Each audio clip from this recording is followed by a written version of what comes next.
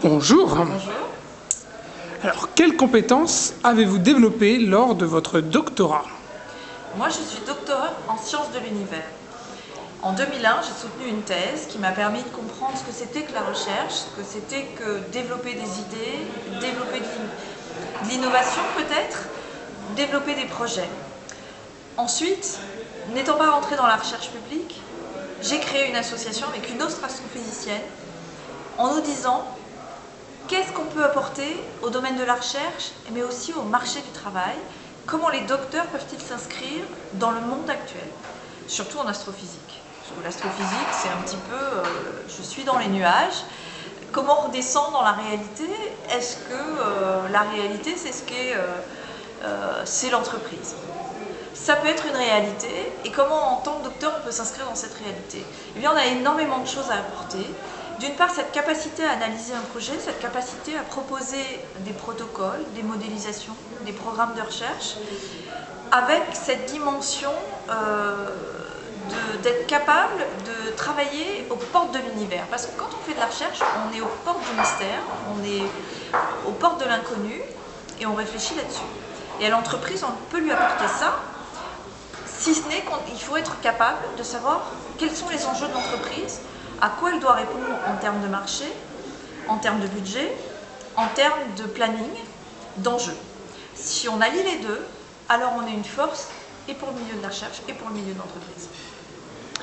Et donc aujourd'hui, dans votre association, vous vous servez de ces compétences, comment?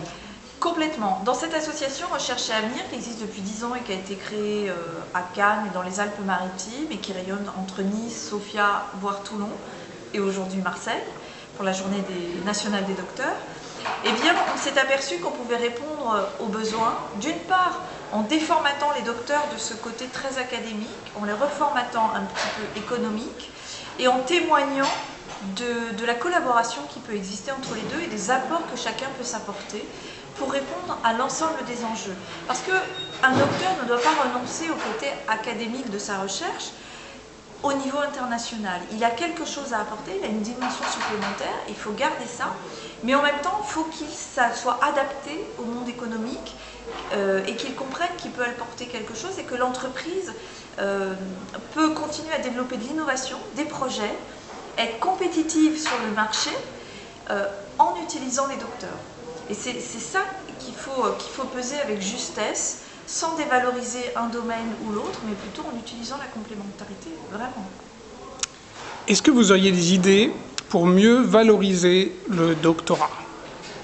Pour mieux valoriser le doctorat, d'une part, on en a parlé aujourd'hui tout au long de cette journée nationale des docteurs, c'est être sincère, être soi-même et ne pas douter de ce qu'on a fait, mais ne pas non plus être revanchard, j'ai envie de dire, en se disant moi j'ai fait un doctorat, je suis l'élite, j'ai fait des choses extrêmement pointues, on doit me regarder comme quelqu'un qui a des compétences très fines. Oui, on a une expertise, oui, il faut la défendre, mais je dois être capable d'écouter l'autre, que ce soit une entreprise, que ce soit une personne, et de répondre aux besoins de l'autre. En fait, tout ça, c'est une question d'écoute et comment je me mets en adéquation avec l'autre, avec l'entreprise, avec le laboratoire, et comment je fais en sorte pour que on puisse mutualiser l'ensemble de notre expertise, l'ensemble de nos valeurs ajoutées, pour donner quelque chose de gagnant-gagnant, de productif. En tant qu'humain, c'est ce qu'on cherche tous. Merci infiniment. Merci.